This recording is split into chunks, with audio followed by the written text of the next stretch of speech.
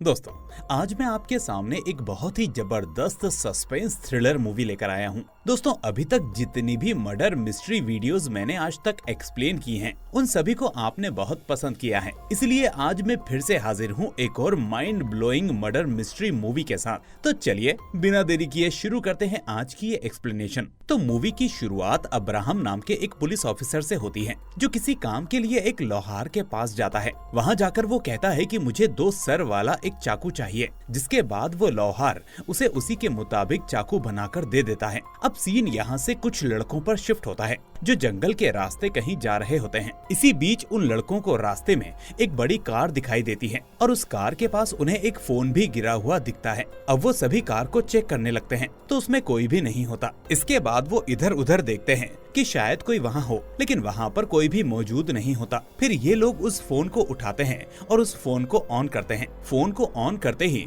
इन लोगों को उस फोन में रवि नाम के एक सुपरस्टार की फोटो दिखाई देती है और देखने से पता चलता है कि शायद ये फोन असल में उसी सुपरस्टार रवि का है। अब आपस में ये लोग बात कर ही रहे होते हैं कि इतने में इनको सामने खून के कुछ धब्बे दिखाई देते हैं। ये देखते ही इनके होश उड़ जाते हैं और फिर ये लोग उस खून के निशानों को फॉलो करने लगते हैं। इसी बीच ये निशान एक पेड़ पर जाकर खत्म हो जाते हैं और ऊपर देखते ही इन लोगों के रोंगटे खड़े हो जाते हैं। ये देखते हैं कि ऊपर किसी आदमी की लाश को एक बोरे में बंद करके लटका दिया गया है और उसमें से लगातार खून टपकते जा रहा है।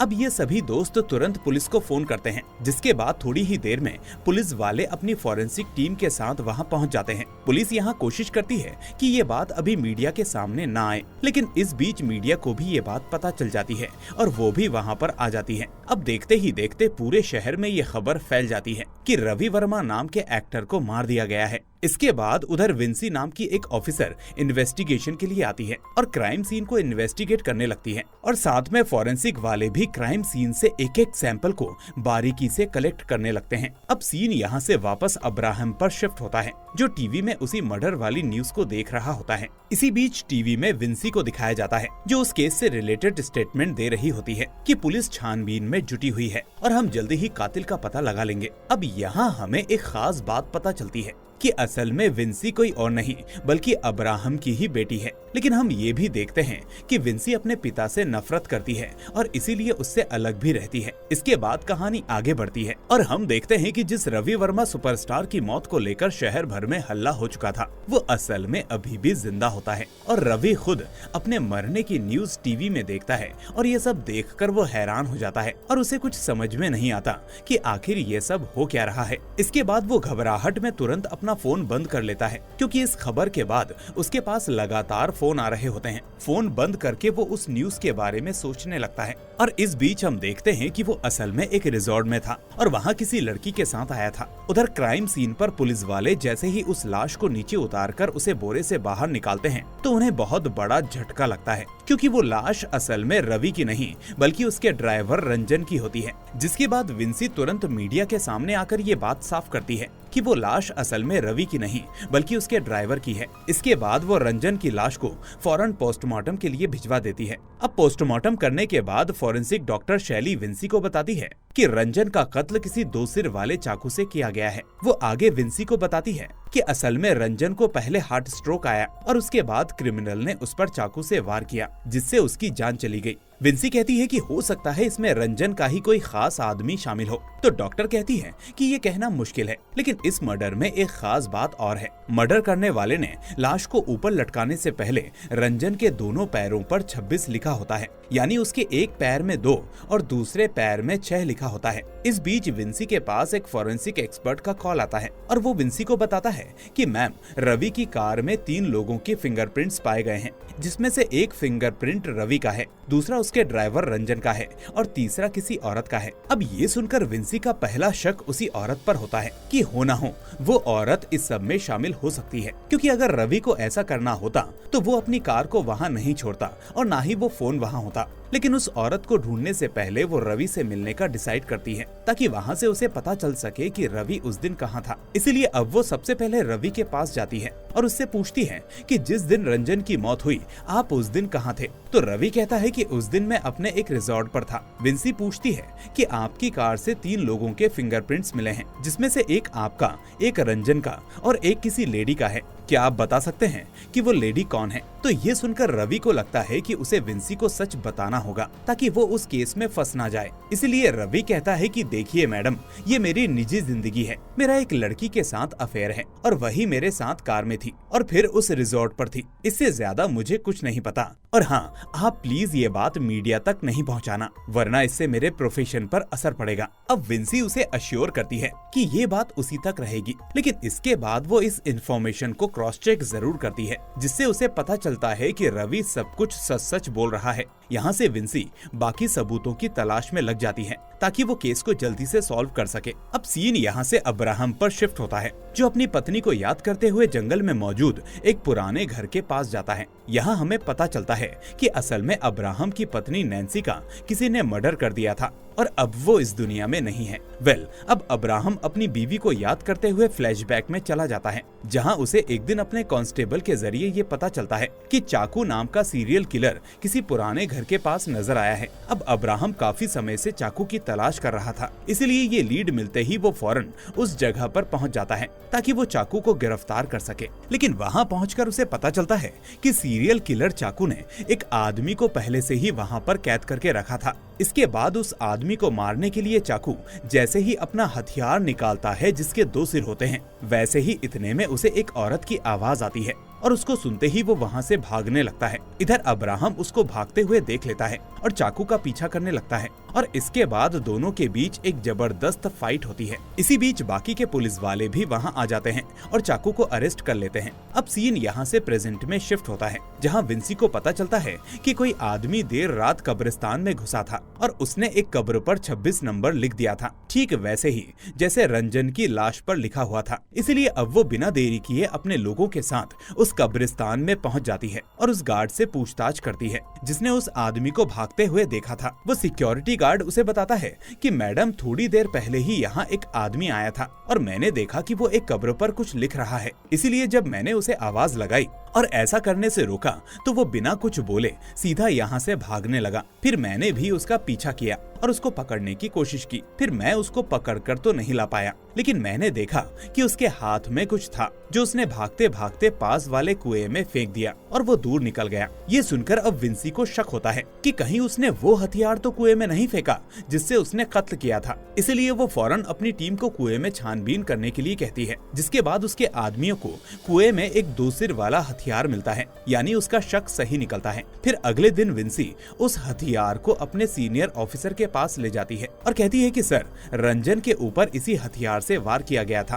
क्योंकि उसकी बॉडी के ऊपर इसी हथियार के निशान थे। ये सुनकर उसका सीनियर सोचने लगता है कि हो ना हो ये काम जरूर सीरियल किलर चाकू का हो सकता है, क्योंकि चाकू ही ऐसा हथियार इस्तेमाल करता था। ये सुनते ही विंसी पूछती है कि सर, इस्तेमाल करता था से आपका क्या मतलब है? क्या वो पकड़ा नहीं गया? तो सीनियर कहता है कि वो पहले एक बार पकड़ा गया, लेकिन अभी हाल ही में वो जेल से रिहा हुआ है और जिस तरीके से ये कत्ल हुआ है मुझे इसमें चाकू के शामिल होने का शक है। फिर विंसी पूछती है कि सर, अगर ये पहले भी पकड़ा गया है तो इसको पकड़ने वाले पुलिस ऑफिसर से हम इस बार भी मदद ले सकते हैं। तो ये सुनकर सीनियर कहता है कि तुमने बिल्कुल सही कहा विंसी, लेकिन उस वक्त तो उसको किसी एक ने नहीं बल्कि पूरी टीम ने पकड़ा था। पर तुम निराश मत हो, मैं एक ऐसे पुलिस ऑफिसर को जानता हूँ जिसको चाकू के बारे में काफी जानकारी है और वो तुम्हारी पूरी मदद करेगा, क्योंकि वो सालों से उसके पैटर्न को लेकर स्टडी कर रहा है। अब विंसी कहती है कि फिर हमें देर नहीं करनी चाहिए सर, हमें फौरन उनसे मिलना चाहिए। तो ऑफिसर कहता है कि उसकी जरूरत नहीं है, क्योंकि ये कत्ल होने के बाद वो ऑफिसर खुद मेरे पास मिलने के लिए आ गए थे और इस वक्त वो दूसरे रूम में बैठे हुए हैं और तुम जाकर उनसे मिल सकती हो। अब विंसी बिना देरी किए जैसे ही उस रूम में जाती है तो वो शॉक्ड रह जाती है, क्योंकि वो पुलिस ऑफिसर और कोई नहीं बल्कि विंसी के पिता अब्राहम होते हैं, जिनसे विंसी बहुत नफरत करती है। अब पहले तो वो सोचती है कि वो कोई बात नहीं करेगी, लेकिन केस को सॉल्व करना जरूरी था, इसलिए वो दूसरी तरफ मुंह फेरते हुए अब्राहम से गुस्से में पूछती है कि आपको चाकू के बारे में जो कुछ भी पता है वो मुझे बता दीजिए। अब अब्राहम अपनी बेटी के इस व्यवहार को नोटिस कर लेता है, लेकिन वो उसके काम में अड़चन न बनते हुए उसको केस की डिटेल्स देने लगता है। वो बताता है कि चाकू अपनी माँ से बहुत प्यार करता है और मर्डर करने के बाद वो अपनी माँ की चप्पल पहन लेता है। इसके अलावा चाकू के पास एक स्पेशल हथियार भी है जिससे उसने मर्डर किया है। तो ये सुनकर विंसी उसे कुएं से मिले हुए उस हथियार को दिखाने लगती है और कहती है कि वो हथियार हम पहले ही बरामद कर चुके हैं। लेकिन तभी उस हथियार को देखने के बाद अब्राहम कहता है कि ये हथियार चाकू का नहीं है और वैसे भी रंजन का मर्डर चाकू ने नहीं किया है, ये चीज याद रखो। ये सुनकर विंसी को गुस्सा आ जाता है और उसे अब्राहम की बातों पर यकीन नहीं होता। वो सोचती है कि अब्राहम जानबूझकर केस को मिसगाइड कर रहा है ताकि विंसी इस केस में आगे ना बढ़ पाए। और इसी बीच सीन फ्लैशबैक में जाता है जहां हम समझ पाते हैं कि आखिर क्यों विंसी अपने पिता अब्राहम से इतनी नफरत करती है। असल में जब अब्राहम की वाइफ नैन्सी की मौत हो गई थी तो अब्राहम चाकू के बारे में और इन्फॉर्मेशन जानने के लिए रॉबर्ट नाम के एक चोर के पास गया था। लेकिन रॉबर्ट को तब ये लगा कि अब्राहम उसको अरेस्ट करने के लिए आया है। इसी वजह से रॉबर्ट एक नदी में कूद गया, लेकिन बेचारे को तैरना नहीं आता था जिसके चलते उसकी मौत हो गई। अब ये सब होने के बाद अब्राहम को लगने लगा कि रॉबर्ट की मौत उसकी वजह से हुई है क्योंकि रॉबर्ट उससे ही डरकर नदी में कूदा था। ऊपर से अब्राहम को पता चला कि उसके परिवार में अकेला वही था जो परिवार के लिए कमा रहा था और घर का खर्चा चला रहा था। इसलिए वो अब रॉबर्ट के मरने के बाद उसकी बीवी और बेटे को अपने घर पर ले आया ताकि उनके खाने पीने का खर्चा वो उठा सके। लेकिन यही बात विंसी को बिल्कुल भी पसंद नहीं आई और उसको लगने लगा कि अब्राहम ने रॉबर्ट की वाइफ के साथ रहने के लिए उसकी माँ यानी अपनी बीवी को मार दिया होगा। इसके बाद में विंसी ने अपने पिता का घर हमेशा हमेशा के लिए छोड़ दिया और फिर सिद्धार्थ नाम के एक लड़के से शादी कर ली। फिर सीन प्रेजेंट में आता है जहाँ हम देखते हैं कि विंसी अपने पति सिद्धार्थ के साथ ही रहती है। अब वापस से विंसी रंजन की मर्डर मिस्ट्री सुलझाने में जुट जाती है। इसी बीच वो सोमन नाम के अपने टीम मेंबर से कहती है कि जरा पता करो कि जब चाकू जेल में था तो उस वक्त उससे कौन कौन मिलने आया था। अब सोमन इस बारे में पता करता है और वापस कॉल करके विंसी से कहता है कि मैम उस वक्त आयशा नाम की एक लड़की और उसका पिता सिर्फ ये दोनों ही लोग चाकू से मिलने जेल में आते थे और उसका सीसीटीवी फुटेज मैं आपको थोड़ी ही देर में दे दूंगा क्योंकि मैं अभी किसी काम से आया हूँ। फिर इसके बाद हम देखते हैं कि सोमन अपनी गर्लफ्रेंड से मिलने जाता है और जब वो वहाँ से वापस लौट रहा होता है तो वो देखता है कि उसकी कार के बिल्कुल पीछे एक काले कलर की दूसरी कार खड़ी है। इसके बाद उस कार में बैठे आदमी को वो ये बात बोलने जाता है कि वो अपनी कार को थोड़ा सा पीछे कर ले, लेकिन इतने में सोमन को वहीं पर अचानक से हार्ट स्ट्रोक आ जाता है और वो वहीं पर गिर जाता है। फिर थोड़ी देर बाद विंसी को खबर मिलती है कि सोमन अपनी कार के पास से मिसिंग है और अभी तक वापस नहीं आया है, शायद किसी ने उसको किडनैप कर लिया है। लेकिन इसके अगले ही दिन पुलिस वालों को एक सुनसान जगह पर सोमन की लाश मिलती है। फिर जब सोमन की लाश को फॉरेंसिक डॉक्टर शैली के पास लाया जाता है तो वो विंसी को बताती है कि सोमन को भी रंजन की तरह ही मारा गया है क्योंकि उसके मर्डर में भी बिल्कुल वही सेम पैटर्न और सेम हथियार का इस्तेमाल हुआ है और मेरे ख्याल में दोनों को मारने वाला भी एक ही इंसान है।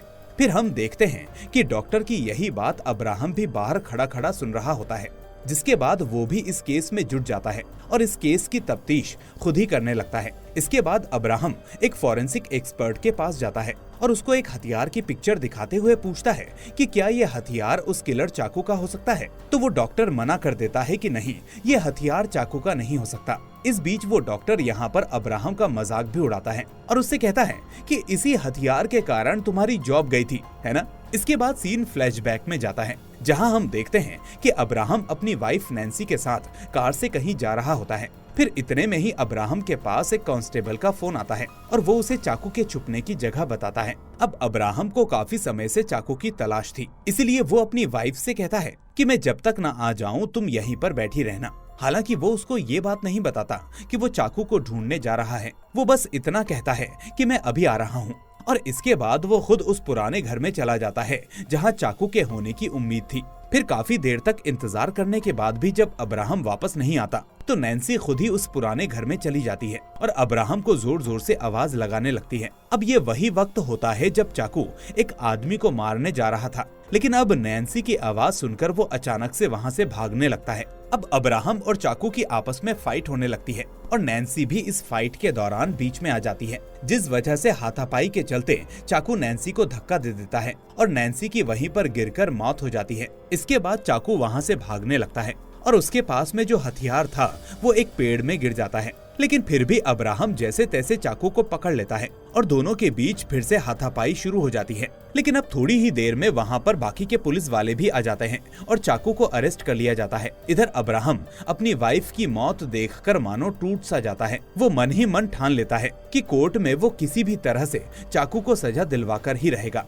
अब जिस हथियार को लेकर चाकू घूमता था वो काफी तलाश करने पर भी अब्राहम को नहीं मिल रहा था, इसलिए अब वो एक लोहार के पास जाकर उससे एक नकली हथियार बनवाता है, जो कि हमने मूवी की शुरुआत में भी देखा था। लेकिन फिर हम देखते हैं कि कोर्ट में ये बात प्रूव हो जाती है कि अब्राहम ने एक झूठा हथियार बनवाया था ताकि वो चाकू को सजा दिलवा सके। इसलिए जानबूझकर गलत प्रूफ देने के इल्जाम में अब्राहम को सस्पेंड कर दिया जाता है। अब सीन यहाँ से फिर से प्रेजेंट में आता है, जहाँ विंसी उस सीसीटीवी फुटेज को चेक करती है जिसके बारे में सोमन ने उसे बताया था। यहाँ उसे पता चलता है कि अब्राहम और एक लेडी सच में चाकू से मिलने जेल में गए थे, और इतना ही नहीं, अब्राहम ने चाकू से कुछ बात भी की थी। अब इस मामले को सुलझाने के लिए विंसी अपने पति के साथ एक ऐसी लेडी के पास जाती है जिसे असल में लिप रीडिंग आती थी। वो उस सीसीटीवी फुटेज को उस लेडी को दिखाती है ताकि ये जान सके कि अब्राहम आखिर में चाकू से क्या बात कर रहा है। अब वो लेडी उस फुटेज को देखती है और बताती है कि यहाँ पर अब्राहम चाकू से कह रहा है कि तुम जल्दी से बाहर आओ, मैं बहुत बेसब्री से बाहर तुम्हारा इंतजार कर रहा हूँ। इसके बाद विंसी सच को जानने के लिए अपने पिता के घर जाती है और वहाँ उसे चाकू के खिलाफ कुछ सबूत मिल जाते हैं। इस बीच अब्राहम भी वहीं होता है, जो उसे बताता है कि मैं भी इसी केस पर इन्वेस्टिगेशन कर रहा हूँ। लेकिन विंसी उसकी बातों पर ध्यान नहीं देती और बातों ही बातों में अब्राहम को पता चलता है कि उसकी बेटी विंसी इस वक्त प्रेग्नेंट है और वो माँ बनने वाली है। ये बात जानकर अब्राहम खुशी से इमोशनल होने लगता है, लेकिन तब तक विंसी वहाँ से चली जाती है। अब उसी रात जब अब्राहम अपने घर में सोने की तैयारी कर रहा होता है तो उसे एहसास होता है कि कोई उसके घर के बाहर कुछ कर रहा है। वो फौरन बाहर निकलकर देखता है तो उसे पता चलता है कि किसी ने उसके घर की दीवार पर कुछ नंबर लिख दिए हैं, जिसमें पहला नंबर होता है 26 और दूसरा 8, और उसके बाद लास्ट में एक क्वेश्चन मार्क भी बना होता है। अब 26 नंबर देखते ही अब्राहम समझ जाता है कि इससे कातिल का जरूर कोई ना कोई लेना देना है और कातिल उसे बाकी नंबर्स लिखकर कुछ हिंट देने की कोशिश कर रहा है। इसके बाद सीन विंसी पर शिफ्ट होता है। वो अपनी टीम से उस आयशा नाम की लड़की के बारे में पता करने को कहती है, जो अक्सर चाकू से मिलने जाया करती थी। अब उसकी टीम जब आयशा के बारे में पता करती है तो यहाँ खुलासा होता है कि आयशा का असली नाम अनीता है और वो इस वक्त चेन्नई के ऑर्फनेज में काम करती है। इसके बाद विंसी फौरन उसी ऑर्फनेज में जा पहुंचती है और वहां वो अनीता से मिलती है। वहां अनीता से उसे पता चलता है कि चाकू की माँ इसी ऑर्फनेज में रहती है और चाकू की माँ ने ही उसे चाकू से मिलने के लिए भेजा था। अनीता बताती है कि चाकू की माँ ने उससे कहा था कि चाकू से जाकर कहना कि वो जेल से छूटने के बाद सीधे अपनी माँ से मिलने आए। तो विंसी पूछती है कि क्या जेल के बाद वो यहाँ आया था, तो अनीता बताती है कि नहीं, जेल से रिहा होने के बाद भी वो यहाँ पर नहीं आया। हालांकि रोज रात में 8 बजे चाकू का फोन अपनी माँ के पास आता है और उसकी अपनी माँ से बात होती है, जिसमें वो रोज गिनी चुनी बातें पूछकर फोन रख देता है। अब ये सुनकर विंसी डिसाइड करती है कि वो आज रात वहीं रुकेगी और उसके कॉल का वेट करेगी। फिर जब रात में 8 बजते ही चाकू का फोन आता है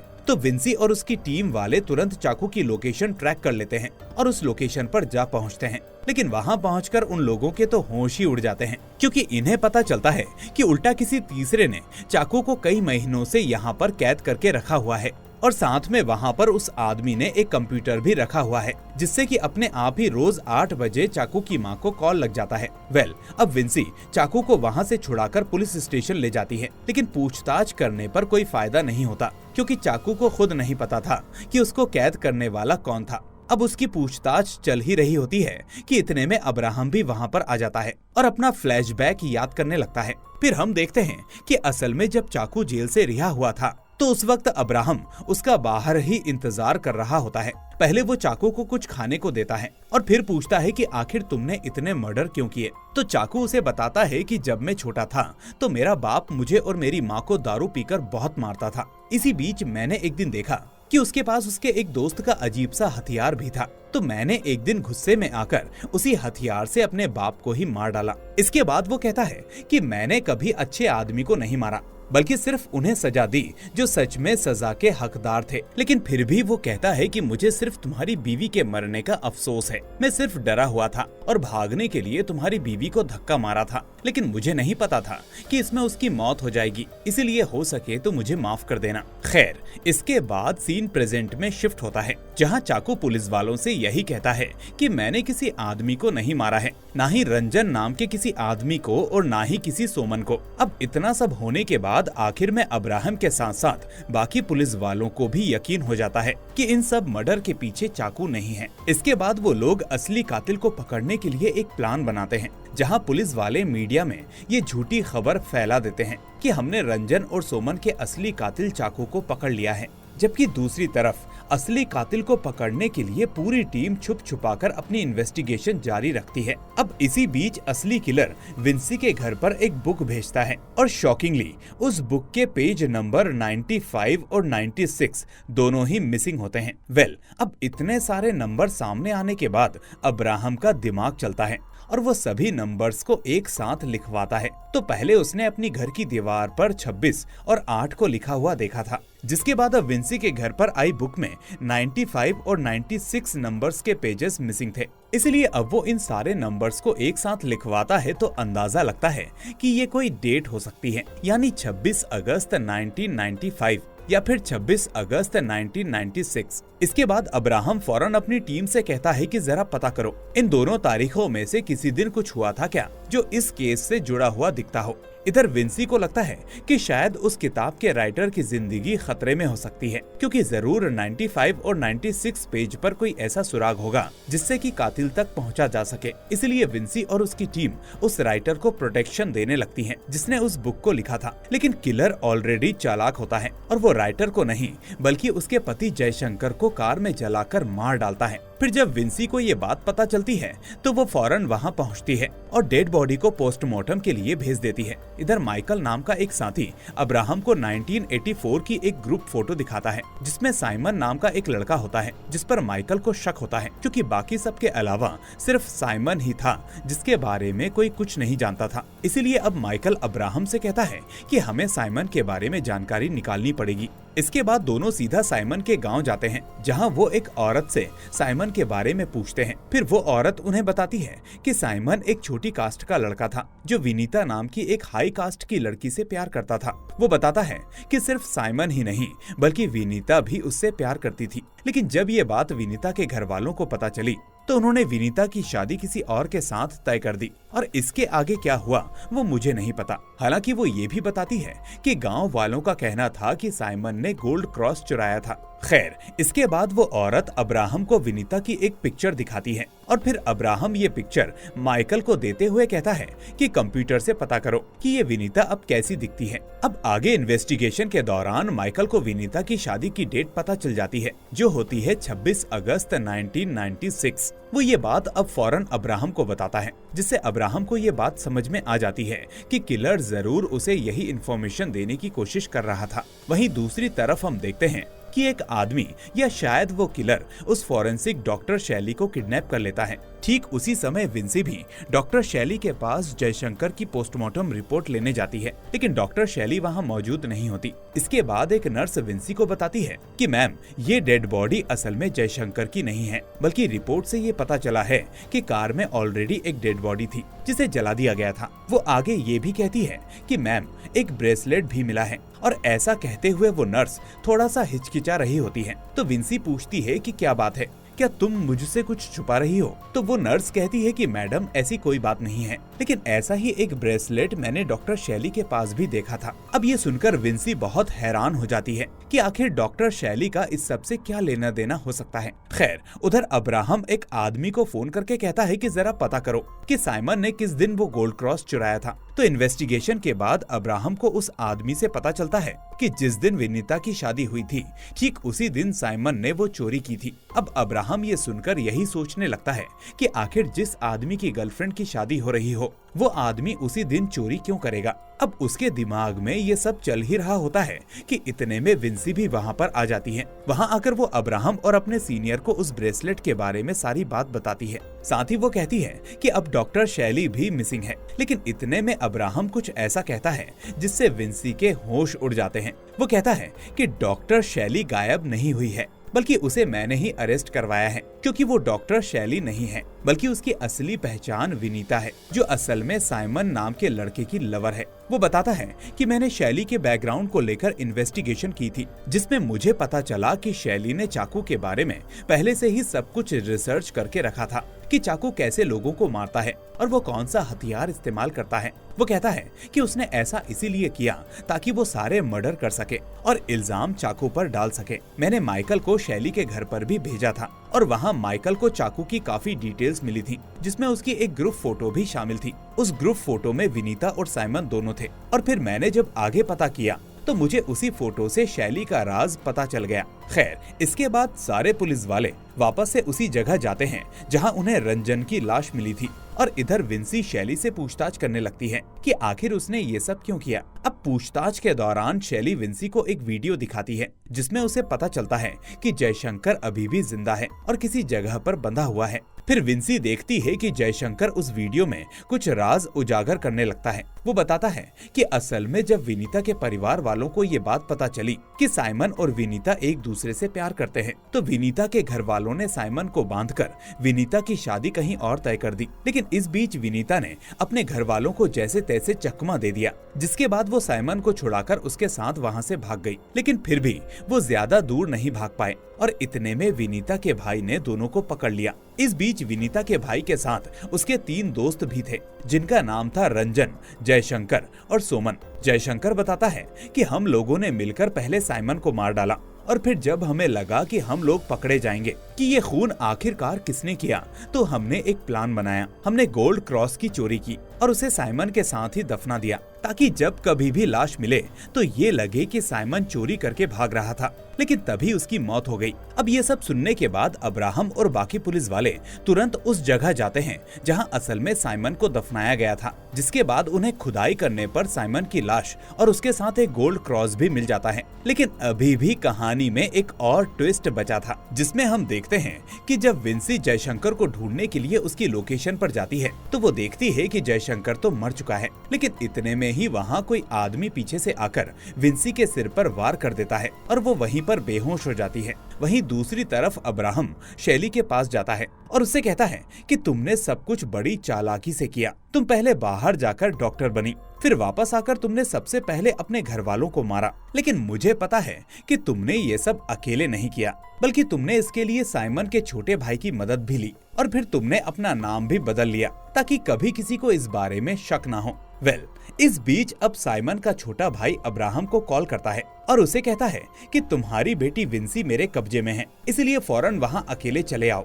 इसके बाद अब्राहम तुरंत उसकी लोकेशन को ट्रैक करके उस जगह पहुंच जाता है। वहाँ साइमन का भाई अब्राहम कहता है कि मेरे भाई के मरने की वजह तुम भी हो। याद है तुम्हें, एक बार मैं तुमसे मदद मांगने आया था, पर तुम अपनी बेटी को उस वक्त हॉस्पिटल लेकर जा रहे थे, इसलिए तुमने मेरी बात पर ध्यान नहीं दिया। अब सीन यहाँ से फ्लैशबैक में जाता है, जहाँ हम देखते हैं कि जब साइमन को विनीता का भाई और उसके दोस्त मार रहे थे, तब साइमन का भाई भी वहीं पर था, लेकिन वो चाहकर भी अपने भाई को बचा नहीं पा रहा था। पर अब्राहम की पोस्टिंग उसी लोकेशन में थी और इस बीच जब साइमन का भाई अब्राहम से मदद मांगने आया तो उसने ध्यान नहीं दिया, जबकि अगर वो उसकी बात पर ध्यान देता तो शायद आज साइमन जिंदा होता। इसीलिए अब साइमन का भाई अब्राहम को भी अपने भाई की मौत का जिम्मेदार मानता है। अब इसके बाद साइमन के भाई और अब्राहम के बीच एक जबरदस्त फाइट होती है और इतने में ही अब्राहम एक हथियार से साइमन के भाई को मार देता है। अब ये हथियार भी वही था जो उसने स्टार्टिंग में उस लोहार से बनवाया था। खैर, अब खुद की आत्मरक्षा करते हुए कत्ल करने के इल्जाम में अब्राहम को 3 साल की जेल हो जाती है और जेल से बाहर आने के बाद अब्राहम की बेटी विंसी भी उसे माफ कर चुकी होती है, क्योंकि वो अब अपने पिता के बारे में सब कुछ जान चुकी थी। और उसकी सारी गलत फहमियां अब दूर हो चुकी थी और इसी के साथ ये मूवी यहीं पर एंड हो जाती है। तो दोस्तों, आपको ये सस्पेंस थ्रिलर मूवी कैसी लगी मुझे कमेंट में बताएं। साथ ही इस वीडियो को लाइक करके अपने दोस्तों के साथ शेयर जरूर कर दें और अगर आप नए हैं तो भाई इस चैनल को सब्सक्राइब करके नोटिफिकेशन बेल को भी दबा दें ताकि आने वाली कोई भी वीडियो आपसे मिस ना हो। अब मैं मिलूंगा आपसे अगली ऐसी ही शानदार वीडियो के साथ। Till then take care and thanks for watching.